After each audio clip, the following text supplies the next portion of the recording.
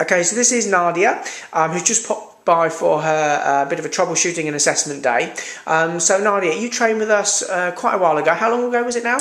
It was in April last year, it was the year before that. So a couple of years really, and I know we've been in contact a lot backwards and forwards, and we always are a bit flexible when it comes to when to do your assessment days. It's not as though you've only just done your assessment and your 15 case studies. You've actually done obviously lots more than that. But things have changed quite a bit over the last couple of years. As a bit of an overview, what did you used to do when you first sort of came to train with us? I was a branch manager at London Society. Okay, so you're actually sort of like a bank manager basically, earning decent money. Yeah, really good money. And what was the reason why you decided to sort of do permanent makeup in the first place?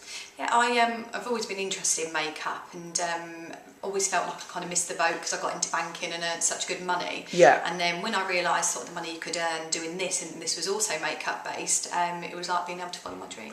Excellent. So there's a couple of years down the line, you were a full-time bank manager, and now you're full-time permanent makeup artist. Excellent, brilliant. And we've obviously just had you in today for your assessment day, and we've been in contact over the last couple of years and that as well. So I know. Just give us a little idea of your journey from how it sort of started, because I know everyone has peaks and troughs when they start. Yeah. So how did it initially start off for you? Yeah, so initially it was great. I had lots of case studies booked in because I'd done quite a bit of work getting people booked in. And you're still working full time as well? Still working full time, so I was doing them evenings and weekends. Then it got to a stage where I was just working so much, I'd not even get a chance to have dinner and things like that. So I decided to take the plunge and go full time with permanent makeup. Which is quite a big risk, because not many people that not say not many people, but you're obviously on the higher end of earnings for people that come and learn something like this. So it's a bit more of a risk, isn't it? It definitely was, and I just felt also that I weren't getting the time to spend on building the business. It was more like a hobby than a business, and I kind of needed to get into the stage where I was like, right, okay, what am I going to do to grow this business? I ended up giving up my full-time job, going into it. At first, I had lots of interest because I'd built up lots of people, but then you do have the quieter times and you realise that people aren't just going to come to you, and you do have to work hard at it. Yes. And there are days where you're like, oh my goodness, where am I going to get these people from? But then you can have days where 3 people ring you out of the blue and you've booked in, £1,000 worth of work. So it is really about planning ahead and making sure that you know that you're going to have them loads, but you'll also have these amazing highs, and know that it all comes part and parcel. But I feel like I'm out the other end now, where I'm getting the people that are chasing me to be booked in. Well, it's funny that, because we actually do like a 2-year business and mentoring program, and it's been 2 years, and obviously you sort of started up with that as well, and that's almost come full circle in a way that it does take a while to build that up, and now people are sort of coming to you as such. Yeah, definitely. And I think when I started that business and marketing course, I went through all the modules, even though some of them weren't relevant. And actually talking today, we realised that some of the modules I really need at the moment, I need to go back to. So it's been really helpful remembering that actually these are quite relevant for this moment in time. That's it. And I've got them to go back to. Brilliant. And because you've obviously done a lot of the basics right, you've got websites and stuff done, and you're working in salons, and you're now looking at maybe clinics and things like that. So there's a lot of the things that and PR, publicity, getting in the papers and magazines. So there's lots of stuff now that you realise you can work on to take it from sort of just a nice business into something where you are the go-to person in that area.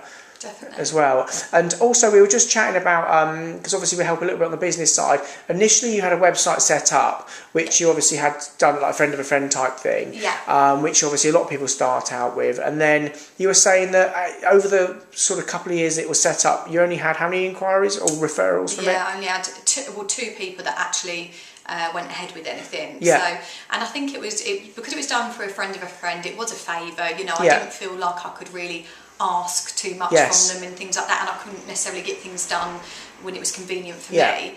And due to a change of circumstance now, I have had a new website rebuilt. Well, I actually asked you to critique it from my old website. Well, that's that bit. That's it. Well, that's the thing, because you're on the business and mentoring program. One of the services we offer is a full website critique, and we obviously gave you a full-on report, which you decided not to show your web designer. Yes, I did it. But do you know what? The report, although it was quite, I'll say it was quite brutal at some points, but it needed to be, because there's no point pussyfooting around something that's going to grow your business. And actually it was kind of described as it was just a pretty business card, and kind of that's what it was, where I've now had a new website built. And how long ago was that go live? What, the new one? Yeah. 3 weeks ago. 3 weeks ago, okay. With all the advice that was given to me from the website critique, and actually I've already had 3 in 3 weeks. Two in 2 years initially, and now 3 in 3 weeks with a new improved website, with the things that you realise now weren't necessary. Yeah, weren't necessary for it. Yeah, so it was definitely worthwhile doing. Perfect. Excellent. Well, it's always good to know and to catch up with everybody. And obviously, I'm sure in the future we'll be chatting to you about you winning awards and things like that. Will be the next things as well. And it's good to see how someone's come on board and actually just sort of gone straight in for it and really gone in for it full time as well. And have you found sort of over the couple of years, because obviously we've been backwards and forwards over the last couple of years, because obviously it's nice to be able to speak to Katy now and again. And do you ever sort of contact her like on the messages and things like that, technical wise? Contact her on WhatsApp. I always get a reply straight away, whether it's, if Katie's busy, then it's yourself that gets back to me, and that's always good, because kind of sometimes you are in the moment and you do need to know straight away. But obviously I've had the support back and forth throughout the last couple of years, and I just feel that at times you can feel like, oh my God, this is very difficult, because it's quite a challenging career. Any business is, I suppose. But this is it, especially when you're starting it on your own, but then to know that you've got the support there. But it's that whole thing that if you're someone who will get knocked massively from starting your own business and can't take the lows with the highs, then you can't do this. But it's a difficult business. You need to realise that there are going to be lows. Everyone has them lows, but you just need to be able to pull yourself out the other end.